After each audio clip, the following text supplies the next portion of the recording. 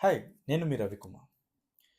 చాలా యూట్యూబ్ ఛానల్స్‌లో different people డిఫరెంట్‌గా చెప్తూ ఉంటారు. ఇక్కడ నేను కరెక్ట్‌గా చెప్తున్నానని కాదు, వాళ్ళు తప్పు చెప్తున్నారని కాదు. మీకు కెరియర్ గ్యాప్ ఉంది. మీకు 10,00,000 ప్యాకేజ్ రెడీగా ఉంది. మీరు ఫేక్ డాక్యుమెంట్లు పెట్టుకోవకండి. ఫేక్ డాక్యుమెంట్లు పెడితే మీ కెరియర్ పోతుంది. యాస్ ఎ ఫ్రెషర్‌గా 10,00,000 జాబ్ ఎక్కడి నుంచి ఇస్తారండి? ఎవరైనా ఇస్తారా? ఏ కంపెనీ అయినా ఇస్తుందా? జస్ట్ ఒకసారి ఆలోచించండి. అట్లా అని చెప్పి నేను ఫేక్ డాక్యుమెంట్లు పెట్టుకోమని నేను మిమ్మల్ని ఎంకరేజ్ చేయట్లేదు. అలాంటి వాటిని నమ్మకండి. మీరేం చేయాలి? మీరు ఫ్రెషరా? కెరీర్ గ్యాప్ ఉందా? దాన్ని బట్టి ఒక ఒక మంచి కోర్సుని చూజ్ చేసుకొని దానికి తగ్గట్టుగా దానికి నెక్స్ట్ ప్లాన్స్ ఏంటి? ఓకే. నేను ఇక్కడ చెప్పినా, చెప్పకపోయినా దానికి కావాల్సిన పరిస్థితుల్ని మీరు క్రియేట్ చేసుకొని వెళ్ళి వెళ్ళి జాబ్ తెచ్చుకోవడమే కరెక్ట్.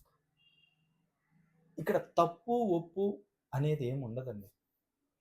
అలా తప్పులు ఎంచుకుంటూ పోతే సాఫ్ట్‌వేర్ కంపెనీ మొత్తం మీద 70-80% ఫేకోళ్ళే ఉంటారు. ఇంతకుముందు 50% ఉండేది. కరోనా పుణ్యమా అనేది 70-80%కి చేరింది. ఇక్కడ నా వీడియో సారాంశం మీరు ఫేక్స్ పెట్టుకోండి, లేకపోతే ఇలాంటివి ఎంకరేజ్ చేయండి అని కాదు నా ఉద్దేశం.